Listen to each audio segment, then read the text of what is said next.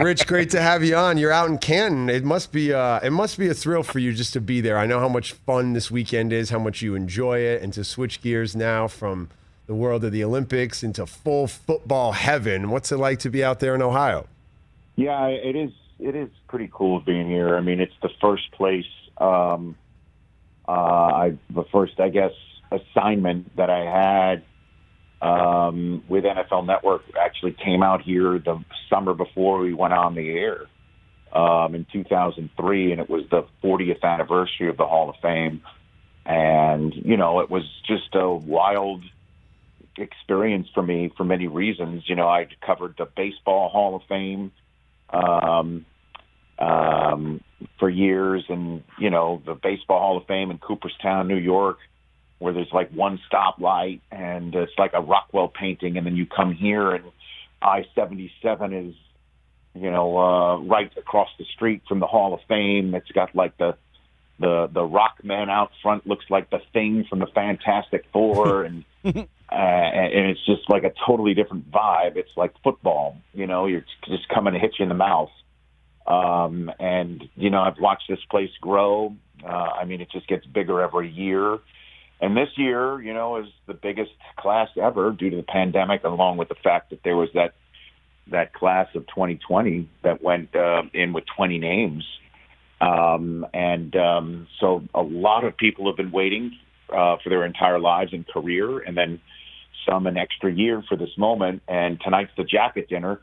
I'm heading to the Civic Center in about a couple hours to go through it, and it's going to be unlike any other, because normally it's like a class of 6, 7, 8 sitting on a dais. Now there's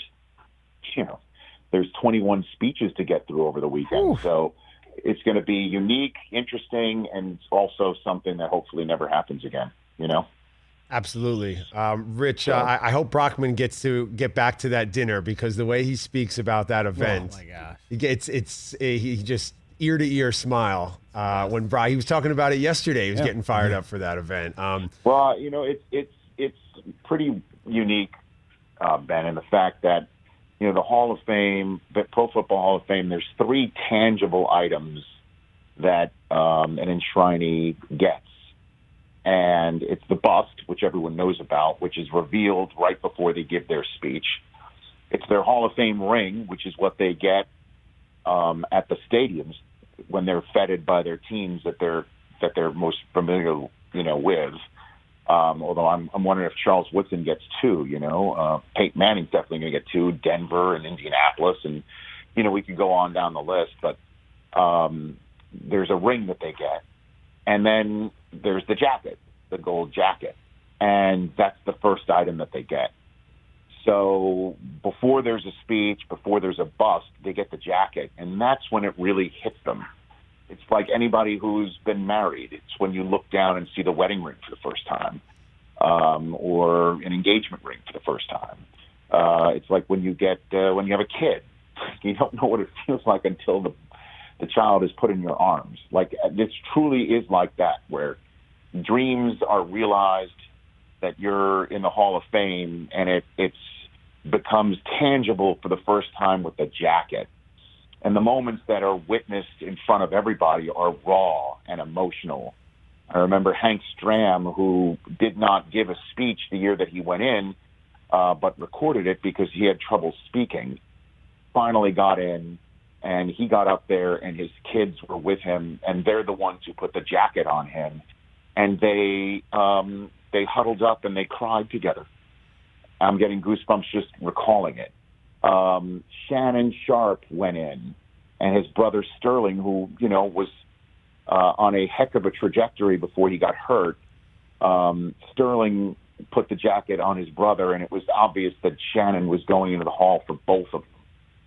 And the neat part about all of this is it's in front of all the returning Hall of Famers who are there as well, which leads to also the cool moments that, Brockman and I, and certainly Del Tufo from his years with the network as well, were able to witness as well, which is the old and the new coming together. And a perfect example of this was Deacon Jones was alive at the time when Shannon went into the hall. And the moment of Sterling and Shannon hugging each other was in the front page of the photograph of the Canton Repository. And I think I witnessed this, Brockman. I think it's because we were shooting our podcast show there. Yeah, across the hallway. I witnessed this in the lobby of the hotel, which was Deacon holding up the front page of the newspaper to Shannon and Sterling and profanely hazing them for crying in front of other people. And it was, I can't repeat what he said. Nope. It was one of the funniest things I've ever seen, and that's what this is about. It's just like eras and also, generations coming together, and it's also the kickoff to a season. Now we're, training camps are up and running. We saw a preseason game last night, and the juices are flowing, man. It's a pretty neat weekend. It's emotional for me, Rich, watching these guys get inducted this year because I'm getting to that time in my life where these are the players from my childhood. Charles Woodson's why I applied to Michigan. It's why I wanted to go to Michigan, because of Charles Woodson. How do you tell the story of football with Charles Woodson? Where does his place in the history of the game, you think? Well, it's interesting. He's going in with Peyton Manning tonight because it was Manning who he beat out for the Heisman in that performance that maybe made you want to go to the school. And so it's kind of interesting that they're the two that are going to be bringing up the big finish for the weekend tomorrow, because they're part of the current class that goes in. 2020 is going to have their say mostly tomorrow. What he meant for Michigan, playing both ways, like legit.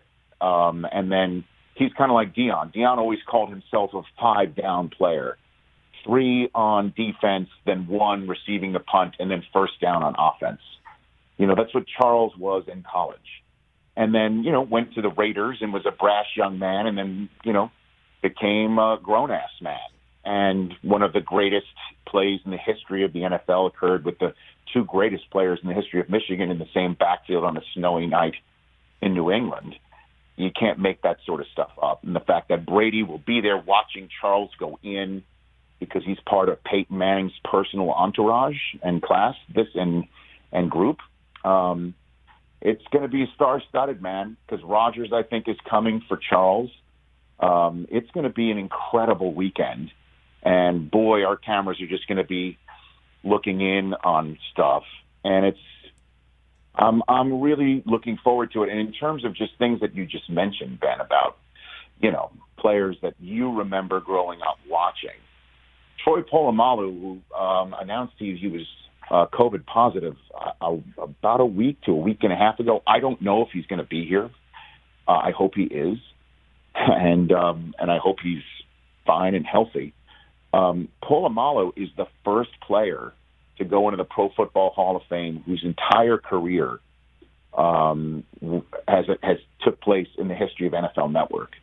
He's the first guy who came in after the networks was on the air and then, retired years later.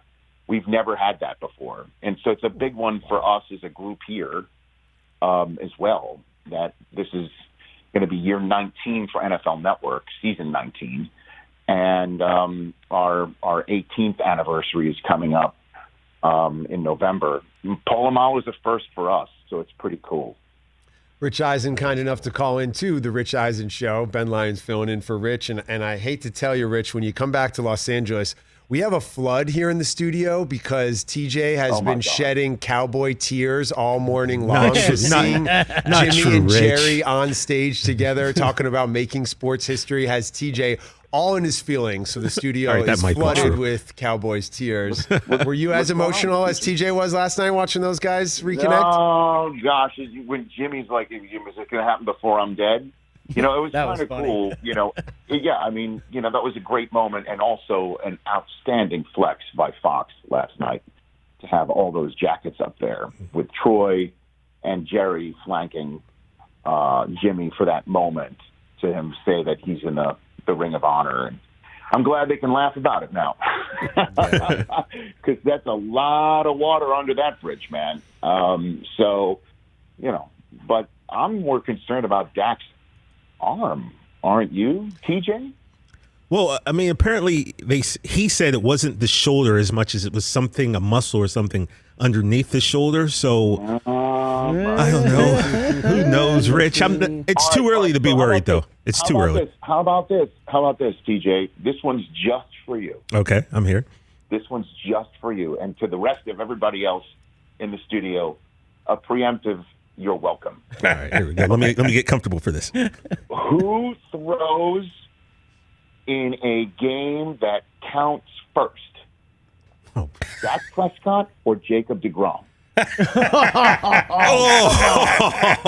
Wow. That's so mean. For you. Wow. I don't want anyone else's answer. So you're in Canton, Ohio, Rich Eisen, and you woke up this morning and you chose violence. That was on the menu. Like you looked at your breakfast menu and said, "I'll have violence today." Is that it? This just came to me. TJ, I've been staring outside of windows of hotel rooms in 3 different cities now over the span of 3 weeks. Yeah, I know. Some of them forced by public health concerns, and others just, me just trying to make ends meet. So you tell me, I want an answer from you. All right, what was the question again? Who throws a ball in a game that counts in the standings first? Oh, that's definitely going to be Jake.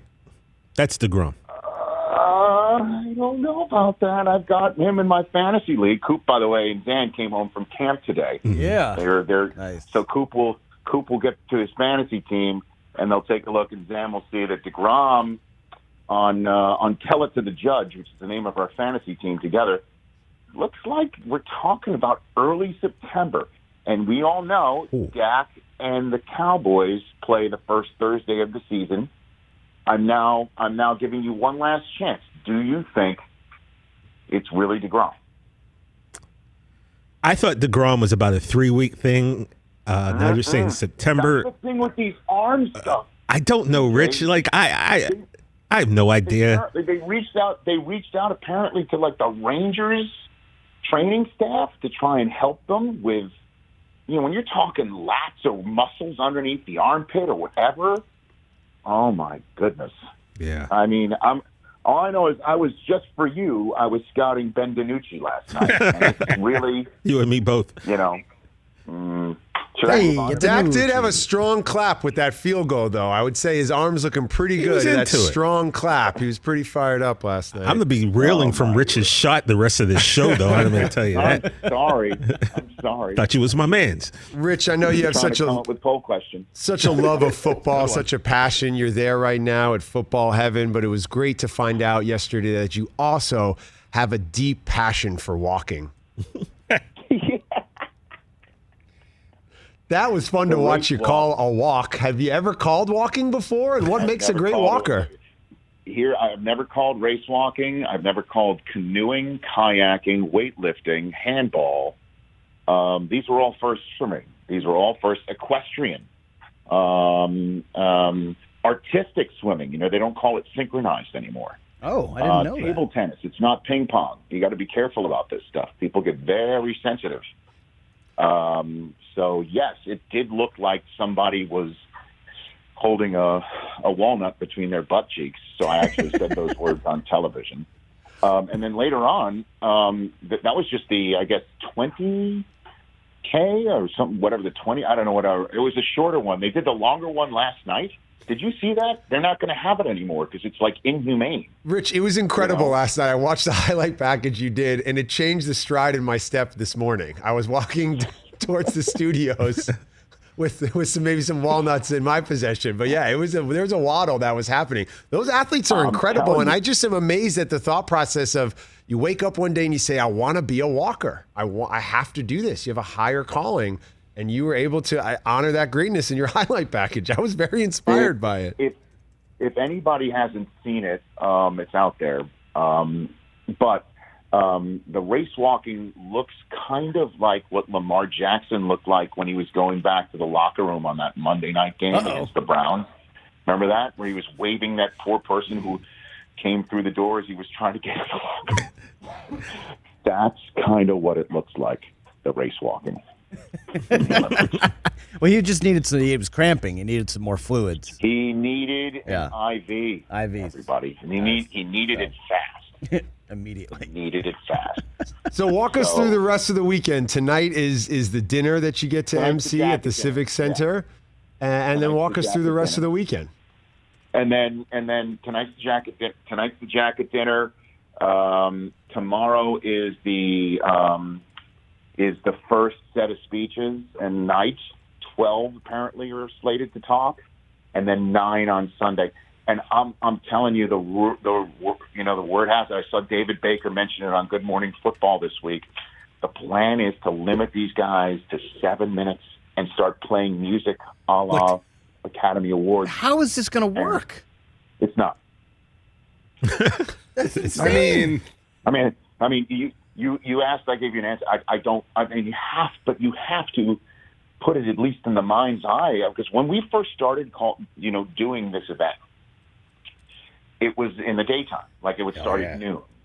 And then when Irv went into the Hall of Fame and his speech began just as the sun was setting, and the network saw how dramatic it was with the lights on, everybody's like, we got to have this at night now. And then people started talking in those speeches when Barry Sanders, man of few words, got up there and said the most dreaded words in the history of the event. I have no notes. Even he started going on 12, 15 minutes long. The year I emceed it, because Berman was presenting Ralph Wilson, presenting speeches were longer than actual induction speeches. So they got rid of the presenters, who now are presenting people in the form of like a beautiful 3-minute video made by NFL Films. I mean, they're kind of always trying to cut it short. But now guys who go in are speaking half an hour. I mean, Jerry Jones and Favre went over 40 minutes when they spoke. Yep. Kurt Warner spoke to 15 people because he got up there at 11:45 at night. So they have to do something, and I honestly don't know. There will be old school guys up there who are, when they're waiting 25 years to get in, and they're going to be having music played 7 minutes in. They're going to talk over. You're going to play off Peyton Manning? Like, what are we doing? Exactly. There's no, but you know what I'm saying? Like, so if you're going to play off, like, just as an example, you're going to play off, like who? Donnie Shell, right? You play him off a Tagliabue, right? You play him off. You play Edgerrin James off, but you won't play off Peyton because he's Peyton. Right. I don't know how they're going to do it, but they have to do something. There's 21 speaking segments. That's a lot. Well, I know that no matter how long Charles Woodson's speech is, I will be curled up in the fetal position weeping. I can promise you that much. I will be very emotional to see Charles Woodson get inducted into the Hall. I know. I'm with you, too. It's going to be, the Thursday night game on his last night in Oakland was one of my favorites. Place was nuts. He came in and actually on offense, and they gave him like an option pass. Like the place would have been just gone through the roof if he had actually gotten that ball in the end zone on that play. And I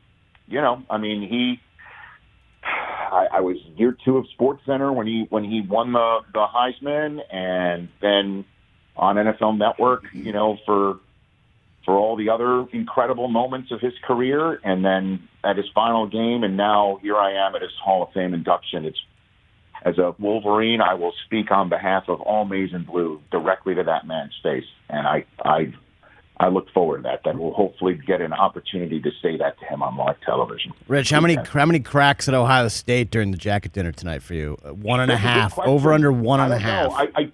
I don't know. I don't know how many people are going to be there. It's going to be totally different. Oh, okay. I don't know how many. If it's just I don't know if it's going to call for it. There's 2 reasons why it doesn't call for that tonight. One is that the vibe in the room is just different because there's not enough, Ohioans in the room. And 2, it has been forever since Michigan beat Ohio State. All right, Rich, thanks so much for calling in the show. We really appreciate it. We don't need to go down that rabbit hole. Honestly, don't know what standing I have to crack why on that. Well, I mean, the standing, Rich, is that you have the microphone. So, you know what I mean? Like, I know that. I don't know if you were there the night that I did do that, where where they would give away the beer steins. Oh yeah, I won the last time we were there. That's right. You won you have the beer stein in front of you. I have it in front of me.